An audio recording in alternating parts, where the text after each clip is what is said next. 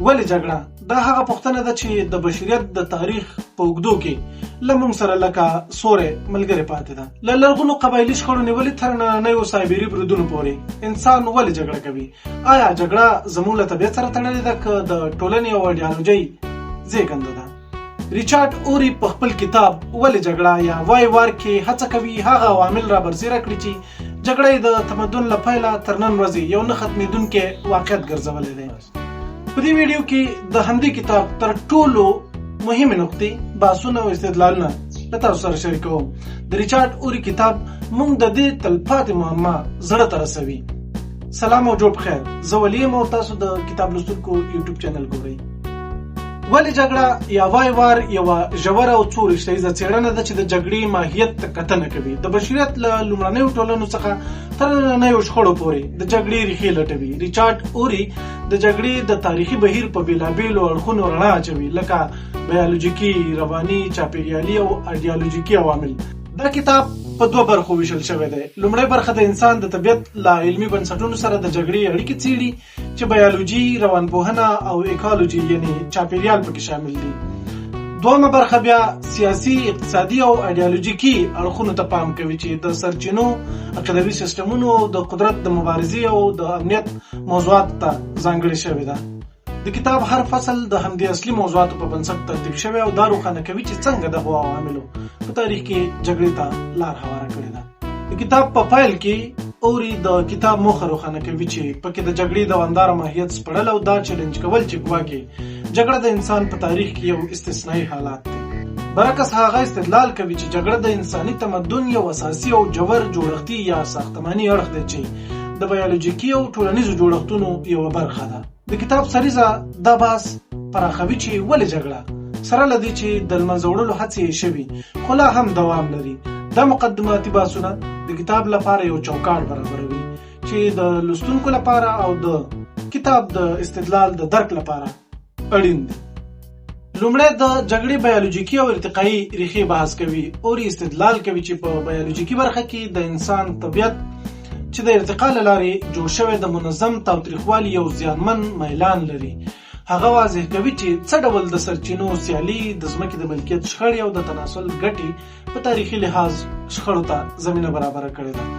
د ارتقایي روانپوهنې له نظره هغه روښانه کوي چې د ښکار او خوړو ټولونې، ټولنو یا انسانانو هم د ائتلافي تاوتریخوالي له لارې جګړه کړې، لکه څنګه چې اوسني شمپانزیان هم د سیالو ډلو په وړاندې منظم بریدونه کوي. هغه لرغوني او انټروپولوژیکي شواهد وړاندې کوي چې ښایي د پراخې کچې تاوتریخوالي د دولتونو له جوړېدو مخکې هم شتون درلوده. خو اوري جګړه حتما بیالوژیکي نه بولي، بلکې ټینګار کوي چې فرهنګي او ټولنیز عوامل د تاوتریخوالي یا زیاتولی او یا یې کنټرول کولی شي.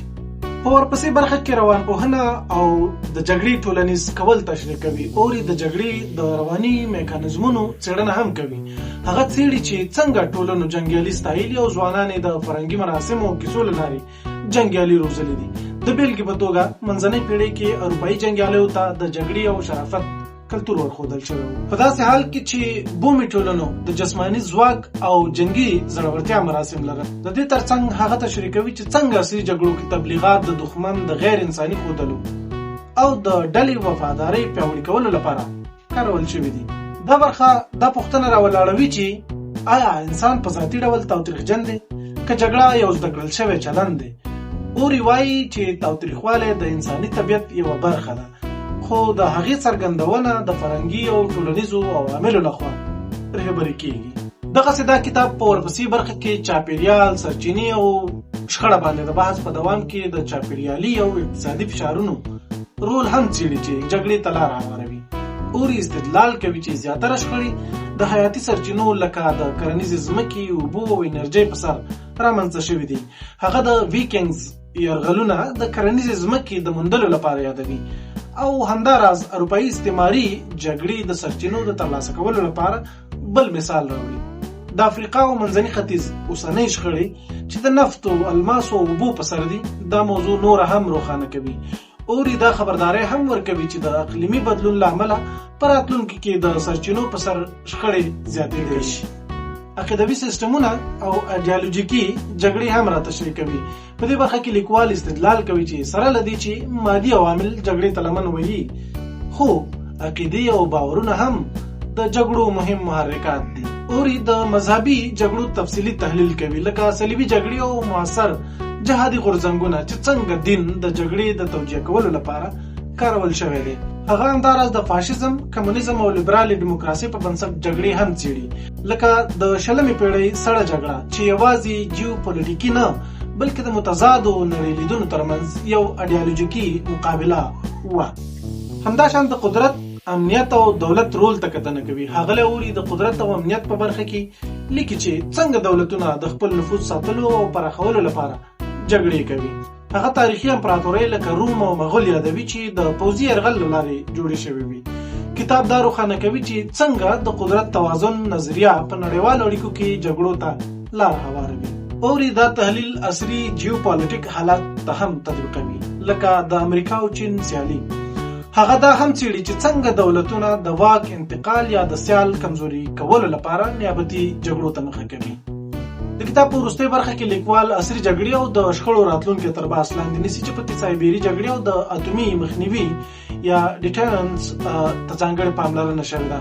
اوري څرګندوي چې څنګه سایبیري بریدونو لکه د روسیې لخوا په استونیا، جورجیا، اوکراین او امریکا د جګړې بڼه بدله کړې ده. سره له دې چې اټومي وسلو د لوی کچې د جګړې مخه نیولې، اوري خبرداری ورکوي چې په راتلونکي کې محدود اټومي بریدونه یا داسې سایبري بریدونه کېدای شي چې د یو هیواد زیربناوي سیستم فلج کړي. د کتاب انتقادي ارزونه او وروستۍ پایله کې ویلی شو چې په ټوله کې ولې جګړه یو ښه څېړل شوی او فکر پارونکی کتاب دی چې تاریخ، انسان پیژندنه، روانپوهنه او نړیوالې اړیکې سره یو ځای کوي. د اوري څو رشتهیزه لیدلوری لوستونکو ته دا وړتیا ورکوي چې جګړه له بېلابېلو زاویو درک کړي. له لرغونو قبیلوي شخړو څخه تر نننیو سایبري جګړو پورې دا کتاب د لوستلو لپاره اسانه خو علمي ژوروالی لري چې هم علمي ټولنو هم عامو لوستونکو ته ګټور دی. خو کتاب ځینې کمزورۍ هم لري، سره له دې چې د جګړې د علتونو جوور تحلیل وړاندې کوي، خو د شخړو د مخنیوي لپاره عملي تګلارې نه وړاندې کوي. زیاتره تمرکز یې د جګړې پر لاملونو دی، نه پر حل لارو. سربیره پر دې د ځینو نظري بحثونو لکه ارتقایي روانپوهنې او د قدرت انتقال مباحث لوستونکو ته درانه ښکاري. همداراز پکې د جګړې رواني او عاطفي زیانونو ته هم لږه پاملرنه شوې ده. سره له دې چې ولې جګړه، کتاب د جګړو او شخړو د مطالعې په برخه کې یو مهمه اضافه ده. خو دا ساده تشریحات چې جګړه یو استثنا ده ردوي او جګړه د انساني تمدن یو جوړه برخه بولي. دا کتاب جګړه حتمی نه بولي، خو ټینګار کوي چې د هغې د علتونو پوهاوی د شخړو د کمولو لپاره مهم دی. ډیپلوماسي، د شخړو حل او نړیواله همکاري د نړیوالو کړکېچونو د مدیریت لپاره حیاتي ارزښت لري. دا د ریچارډ اوري د کتاب ولې جګړه یا وای وار ریویو. د یو بل ښه کتاب د لنډیز او خلاصې ته راوړم په لوی سختن تالا سپارم. ښاد آباد او د کتاب ملګري واوسئ.